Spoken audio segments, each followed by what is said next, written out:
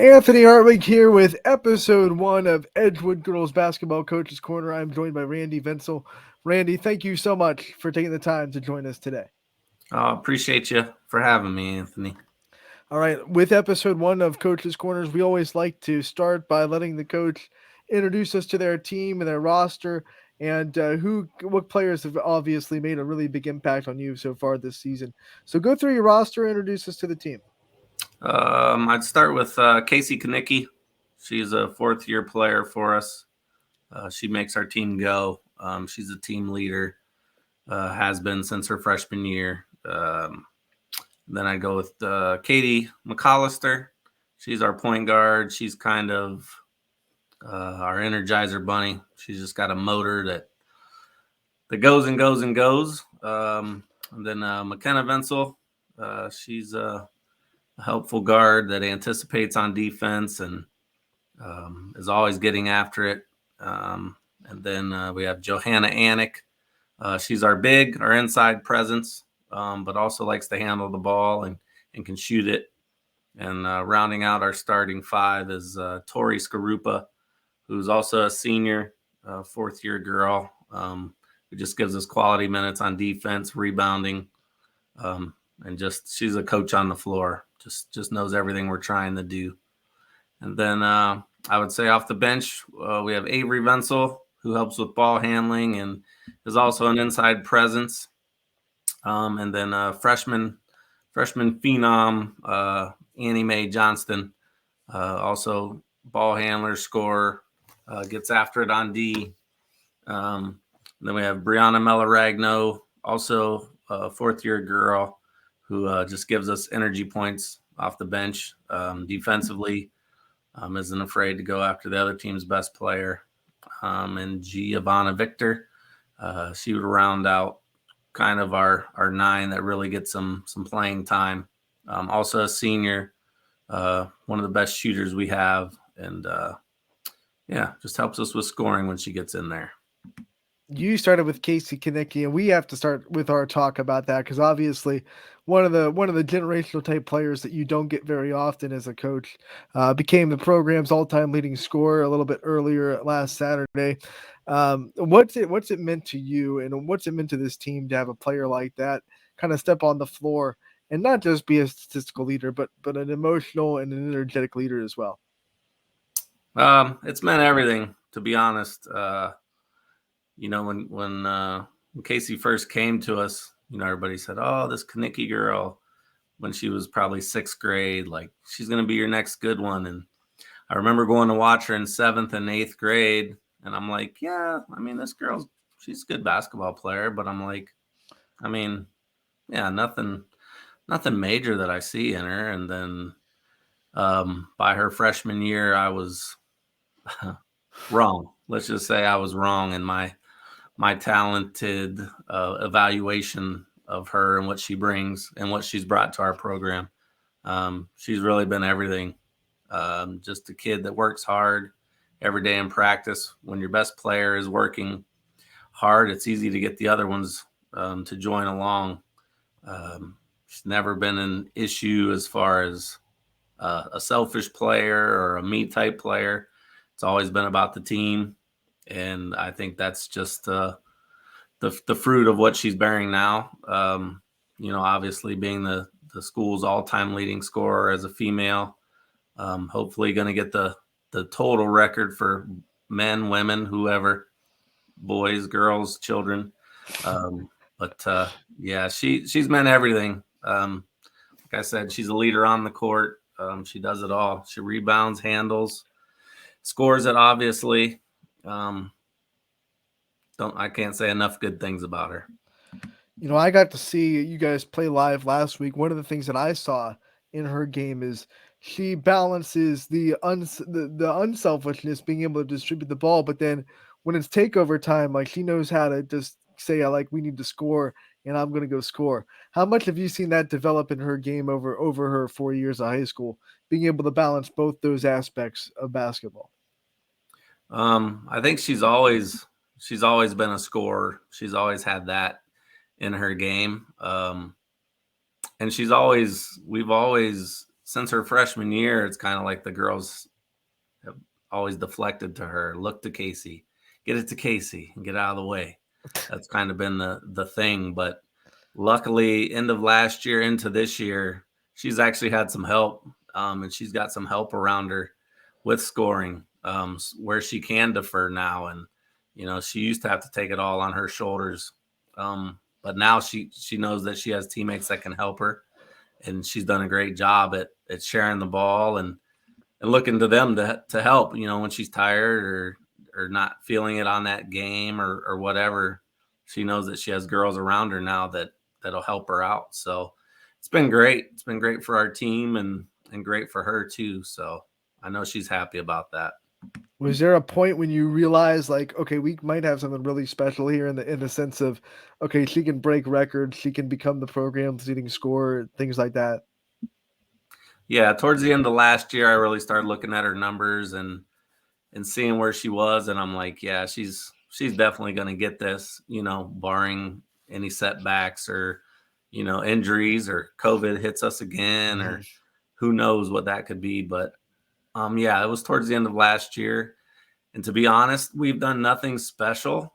It wasn't like, hey, let's get Kaci to this mark or get Kaci to this mark. Everything she's done has been just through our program and what we run and our offense, and it has been nothing special directed, towards Kaci. So I think that's another tribute to her and just getting her points through our offense and the things we like to do. So she averages about 20 points per. The next leading scorer for you is McCollister, Katie McCollister. You talked about her a little bit with your roster breakdown, but talk about her a little bit more. And like you said, giving that help to Kaci and making sure that you have another scorer on the floor that can be deferred to when defense is locked down on Kanicki. Yeah. Last year was Katie's first year with the team. She was actually a girl that came into us from Louisiana, ended up moving here with her dad. And last year, I would say she was just a handler, handled the offense great on defense. She'll guard the other team's best player. But she played some AAU in between the seasons and really worked hard over the summer on her scoring and her shot, and has really came on lately, especially knowing that going into tournaments, going into these last few games, like we need her to score, and she's taken that and she's really ran with it. And thankfully for us, she's scoring the ball great. Definitely a great 1-2 punch we have going right now for sure. Every coaching staff goes into the summer and into the preseason with expectations of what the season will hold and expectations of what his roster will be able to do. Now that we're almost at the end of the regular season, how does where you guys are now match up with kind of what you expected out of the season when you were coming into it in the summer? I definitely expected us to have a great year. I don't know if I expected it to be as good as we're having, to be honest. We set goals. We probably set 4 or 5 team goals to start the season, and we're at most of them. We didn't get the conference championship, which was one of our goals for sure. But two tough losses to Perry. But definitely with that comes growth and winning. At least the girls know now that we can compete with Perry, which has not been the case in previous years. So it's just a testament of their hard work over the summer and how far the girls have came. And we're definitely peaking in the right direction and everything's going in the right direction. But I would say we've exceeded my expectations for this season for sure. All right, now we look into tournament time because the seedings just came out today and the brackets will be out tomorrow. You guys are the sixth seed in this Division Two district, and it's a district that is just lined with really, really good talent. Some of it down here in our neck of the woods, some of it up by you guys. What are some of your thoughts when you look at the teams that line up in your district, and obviously when the bracket comes out tomorrow, and you'll see what your road is to a district championship? Um, I'd say one word to describe it would be loaded. I mean, there's there's some teams, man. I'd say anywhere from 1 to 20. I think teams can compete. The top tier teams, I think they're top tier teams, no doubt, and they deserve their top seeds. So they may be a step above everyone. Not to diminish any other teams, but I think even I don't know if you go 5 through 20 or anyone honestly on any given night, I feel could beat any of the other teams. I mean, it's that balanced and there's that many good teams. I mean, there's 7 and 10 teams that I think would come in and play us, and they may beat us by 20 on any given night, or there's a night that we go play the 7 and 10 team and we could beat them. So it should be interesting after tomorrow's bracket results and see where everybody lines up, and then everybody does their homework on each team. But I mean, to tell you, I changed my voting like 8 different times. I think I'd have it, and then I'd see something, and I'd be like, oh no. So I never want to upset any coaches about where I put them or anything like that. And you try to do the homework as best as you can. But eventually you just kind of say, this is what I'm going with. And that's what I ended with. But yeah, it was good to see us at the 6th seed. I think we could have been anywhere from 6 to 15 and I would have been happy because like I said, all the teams are equal and I think any of them could beat any of them on any given night. So It's always interesting. These brackets come out and there's still regular season games to be played. And I'm sure there are still regular season goals that you guys have in front of you that you want to really finish the regular season strong on. How do you guys balance, knowing the tournament, knowing the bracket, knowing what that looks like, but also just focusing on the team that's in front of you that night and not worrying about the tournament until it is tournament time? Yeah, I mean, I think you're working towards tournament all year, just with your goals and the things you do throughout the season. So I think that gets you ready for tournaments. But we always just go next game mentality. So we play Geneva Wednesday, so that's what we're prepping for. That's what we'll be prepping for the Monday and Tuesday, game planning for them and doing the things we do all season long. So we really don't look past the next game. Obviously, you know your schedule, so you know who you play and finish up the season goals. And always, your goal going in the tournament is to be ready. And I'm always looking and scouting 2 games ahead.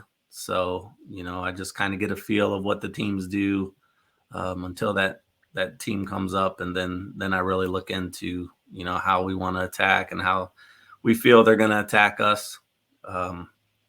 But yeah, so I'd say it's a next game mentality is how we attack it. How excited are you for tournament time? I mean, this is a really good season you guys are putting together, and you guys do have an opportunity to make it something really special with a tournament run. 14 wins so far. I mean, when that seed comes out, brackets come out, and then tournament time becomes kind of a reality. I mean, does it get kind of your competitive blood flowing? Yeah, honestly, the last couple years, we haven't been real competitive. So tournament for us was kind of, we were a lower seed and we knew we were going to play the top tier teams. So it was kind of a rough go, to be honest. Last year, I think we only had 3 wins going into the tournament. But by tournament time, I think we were up to 8 or 9 wins. It seemed like it was really early last year that we did the voting, but so we had a lower seed and we had a tough West Branch team. We ended up getting a bye in the first round, so we played West Branch in the second round, and obviously that was a rough go for us. But we're looking forward to this season. We think we definitely can compete and hopefully make some waves in the tournament. And if things work out, you might get a couple of home games. I mean, what's that going to mean? Especially, I came down to Edgewood, saw that community that you guys had on a Saturday afternoon. Now I know it was Perry, I know it was a big game, but you drew a huge crowd for that game. What's it going to mean to you guys to get a home tournament game and be able to celebrate that with your community? Oh, I think that's everything. I think it's going to be more comfortable for the girls if we do get a home game. things that they're familiar with. Those are the little things that can help you in a tournament. That home field advantage. I know in football they usually say it gives you, at least a field goal, maybe even a touchdown on some games. I feel the same way in basketball. It's definitely worth a couple baskets, and if you can get the people out to support the team, Perry was a great showing for us. We're a smaller community, so hopefully, yeah, I definitely think it's an advantage. All right, Coach, before we let you go, I want to give you the chance to also recognize and introduce us to your staff, because we know as much as the head coaches get their interviews and their limelight, you can't do it without the people behind you. So I want to give you the chance to give them some love and the people that have helped you along this journey in Edgewood. Oh, no doubt. I'd say it would start with my junior high coaches, Larry Mazzacco and Jason Aponte. Jason puts hours and hours in with the younger girls, trying to get them prepared for me. That way we're not working on basic fundamentals when they get to me. They already know all the things. He knows what I want to do, and he does great with the girls all summer long with open gyms, and he really puts the time in. Him and Larry at the junior high level, can't thank them enough. And then my daughter Jordan, she's my JV coach, and same thing. She works tirelessly. She really focuses on the girls, and at the end of the day, we're trying to make great young ladies out of them. Beyond basketball, basketball winning is great, but if they're not winning at life, then we're not doing the right things. So, that's our focus. And my brother Roman, he's my right hand man. So those are my people that when we go into games and I can bounce ideas off and they see different things, and I can't thank them enough for all their work. And it's paid off this year. So I appreciate them. I appreciate you. Let me shout them out. It's Vencills everywhere in this Edgewood program. You got players, you got coaches. Somehow we're still winning. I don't know how that works. It's a family affair. We love it. Coach, thank you so much for taking the time to join us today and introducing us to your team. We've loved covering them all year. Welcome to the YSN family for the first basketball season. We've loved having you, and we can't wait to talk to you again real soon. Good luck the rest of the way. I appreciate it, Anthony. Thanks for all you do for the kids. We appreciate that.